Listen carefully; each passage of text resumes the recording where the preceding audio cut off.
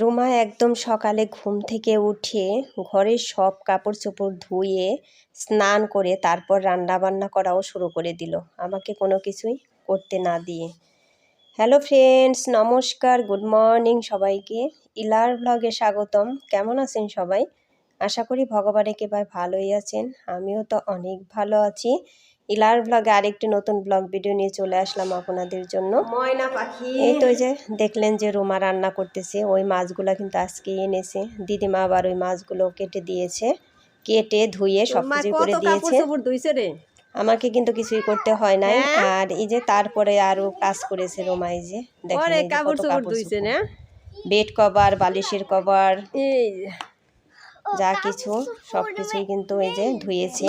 ও একদম সকালে উঠেই, তারপরে আমি কিন্তু সকালের ব্রেকফাস্ট বানাইতে বানাইতে ও এইসব কাপড় চোপড় ভিজিয়ে ধুয়ে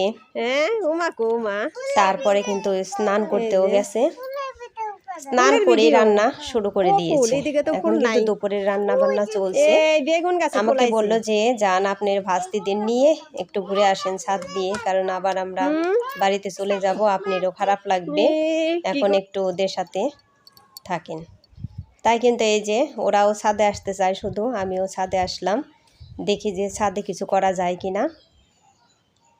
তারপরে আমি যদি এই 3 তলায় আসি তারপরে বলবো যে পিসুমণি চলো 4 তলায় যাই। আবার 4 তলায় যাওয়ার জন্য খুব ব্যস্ত হয়ে যায়। এই তো তারপরে এই যে এই কম্বলটাও কিন্তু ধুয়েছে, একটু সরিয়ে দিলাম কম্বলটা।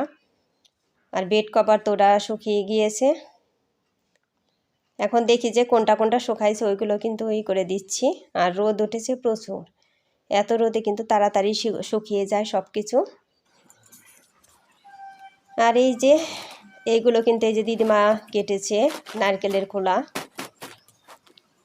আমি বলছি দিদিমা আমার তো নারকেলের খোলা কাটা নাই, কিছুদিন আগে মা কেটে দিয়ে গিয়েছিল, ওগুলো শেষ হয়ে গেছে। তাই বললো যে তাইলে আমাকে বের করে দে, আমি কেটে বস্তা ভরে দিই। তাই কিন্তু যে 1 বস্তা হয়েছে, ঘরে নিয়ে রাখলাম। এখন আবার অনেক দিন যাবে এই নারকেলের খোলায় সন্ধ্যা ধরাইতে। এই যে আবার চলছে 4 তলায়। দুইজনে কিন্তু খুব হাসি খুশি ভাবেই থাকে সব সময়। ওই যে দুইজন খুব চালু, একদম চলছে।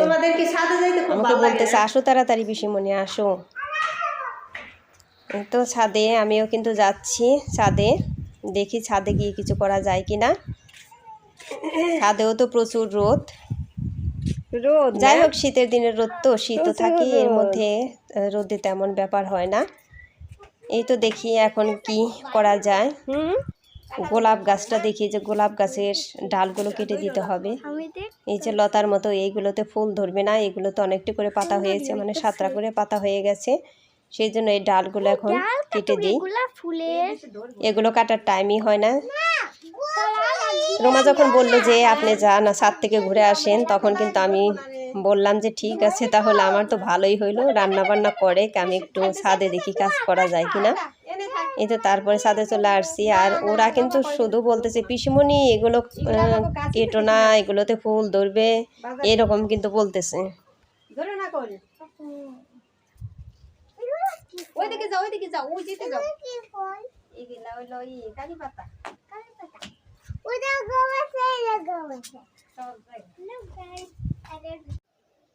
গোলাপের এই ডালগুলো কাটতে যে কতটা কষ্ট লাগে, মানে ভালো করে ধরাও যায় না কাটার জন্য, আবার শক্ত যেটা হয়ে গেছে সেটা কাটতেও একটু কষ্ট হয়।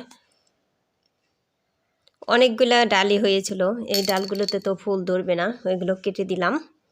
আরও আছে, ওগুলোর থেকেও কেটে দিতে হবে। এখানে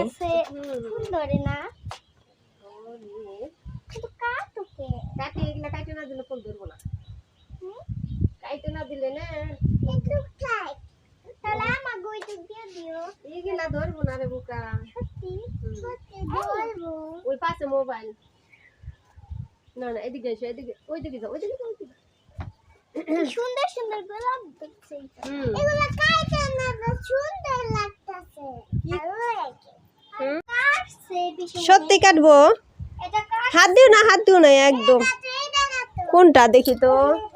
হ্যাঁ দেখি, এটাও কাটতে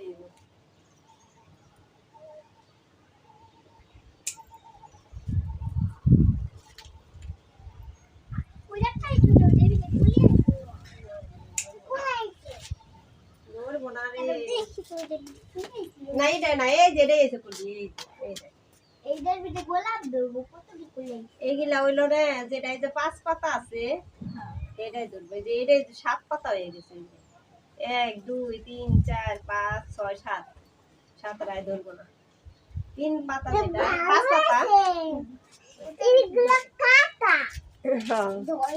এই যে একটা গোলাপ ফুলের গাছ কোনটাই দেখলা এই যে সত্যি? হ্যাঁ এটা নিচে কাটো দাঁড়াও দেখি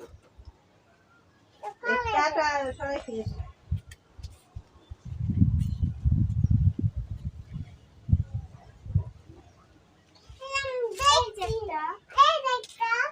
হ্যাঁ দুইটা কোনটা একটা পিছনে এই যে পিছনে কি গোলাপ ফুলের গাছ ওইটাই না? এই চারটা এটা ভিতরে কোলে ওই যে আরেকটা আছে ওইটা এই চারটা এই যে এইটা একটা দিবো। না দেখাইছো না না এটাই ধরবো না। এটা সব পাতা হ্যাঁ এগুলো ধরে না ধরে না ধরে না কাটা কাটা না না ওরে তোমা ই করিস না করে হ্যাঁ ওইটাই ধরছে তো এইটাই এইটাই ধরে ভাই ওই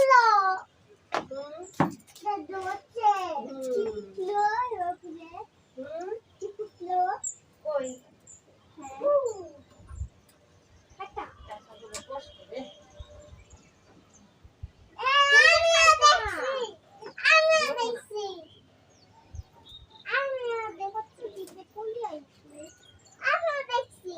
কি দেখছ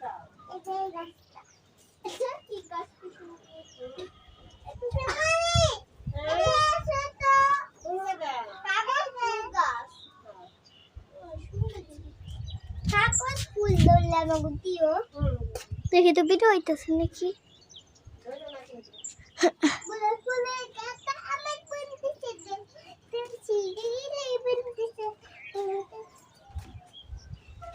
দেখছেন ওরা দুই বোনে কিন্তু খুব কথা বলে আর খুব চালো, বড় জনের চেয়ে না ছোট জন আরও বেশি চালো। ওই কথা বলে বলে আবার মাঝে মধ্যে একটু নেচে নেচে কিন্তু আবার গানও গায়। এরকমভাবে এই ছোট ছোট বাচ্চারা যদি এইভাবে গান টান গায় ভালোই লাগে, তাই না? খুব চালু, মানে বড় জনের একটা কথা বলা দেখলেই না ও সাথে সাথে 5টা কথা বলবে। ও মনে হয় যে পাশে পড়ে গেল ওর চাইতে, এই জন্য যত তাড়াতাড়ি পারে ওর চাইতে আগে কথা বলার চেষ্টা করে। এমনিতে তেমন কোনো কান্নাকাটি নেই বললেই চলে। তারপরে মায়েরও কোনো বিরক্ত করবো না, মানে খুবই ভালো। এতটুক বাচ্চা পোলাপানরা মানে এমনিতে মানে মায়েরে খুবই বিরক্ত করে, কোনো কিছু করতে দেয় না। আর এখানে দেখতেছি যে ওরা কিন্তু কিছুই করে না, খুবই ভালো আর কি। বড় জন তো একদমই শান্তশিষ্ট, ওই ছোট জন একটু চালও বেশি। আর এই যে এখানে আবার দেখলাম যে ঢেঁকি শাক হয়েছে, তাই কিন্তু নিয়ে যাচ্ছি। এর আগেও কয়েকটা নিয়েছে, ওগুলো ফ্রিজে রেখে দিয়েছি, কারণ এইরকম কচি কচি না হইলে না খেতে ভালো লাগে না এই ঢেঁকি শাকগুলো।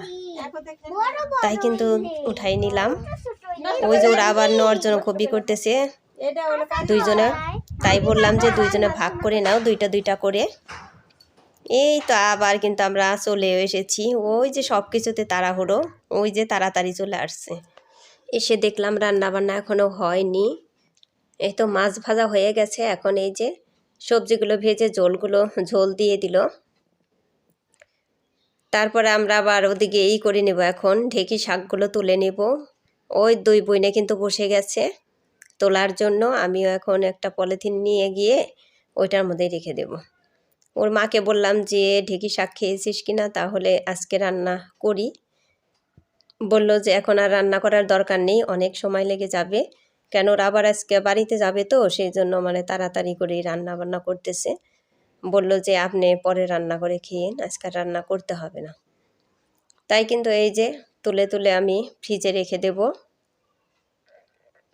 ওই দুই বোনেও কিন্তু আমার সাথে বসে গেছে, মানে কাজে ও খুব আছে, এমনিতে যোক্তা আছে, পারে ও সব কিছু।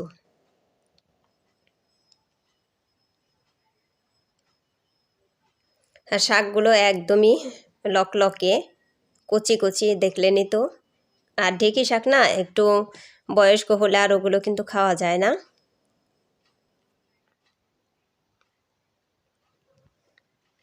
এই তো শাকগুলো কিন্তু তোলা হয়ে গেছে। এখন আবার এই যে ওরা এক জায়গায় বসে থাকতে পারে না, দাও দাও গাও। এখন এই যে একটু নাচানাচি করবে, একটু গান করবে। দেখেন, দেখতে থাকেন যে কিভাবে নাচানাচি করে গান করে, খুব সুন্দর করে করে কিন্তু।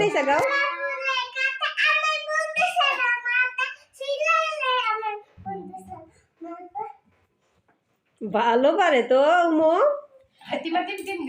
হ্যাঁ গাও। তারা মাঠে পারে তাদের, তারা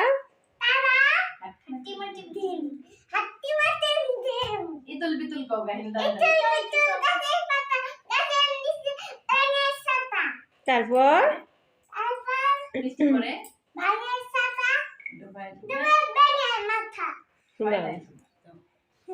দেখছেন কত সুন্দর করে নেচে নেচে ছড়া গানগুলো করলো। এভাবেই করে, খুব ভালো লাগে।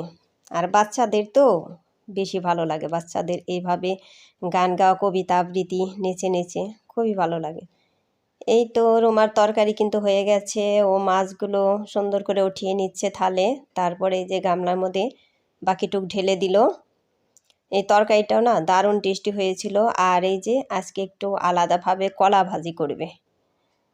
কলা হলো ওই যে কাঁচকলা, যেগুলা কাঁচা কলা, ওইগুলা কিন্তু দেখতে থাকেন। আগে একটু ভেজে নিল কলাগুলো, তারপরে যে পেঁয়াজ রসুন এগুলো ভালো করে ভেজে একটু ঝোল দিয়ে মশলা দিয়ে কষিয়ে তারপরে কিন্তু এর না ঝোল টোল দেয় নাই, এর মধ্যে দিয়ে দিল।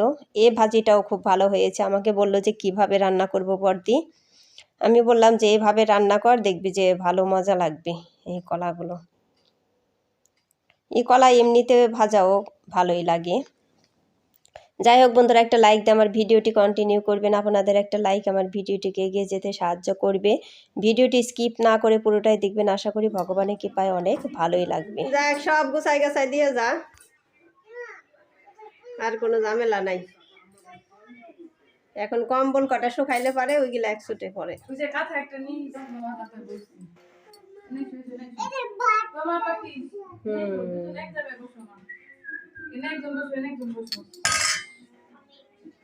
যাই হোক বন্ধুরা, আমার ভিডিওটি একটুকু হলেও আপনাদের ভালো লাগবে আশা করি।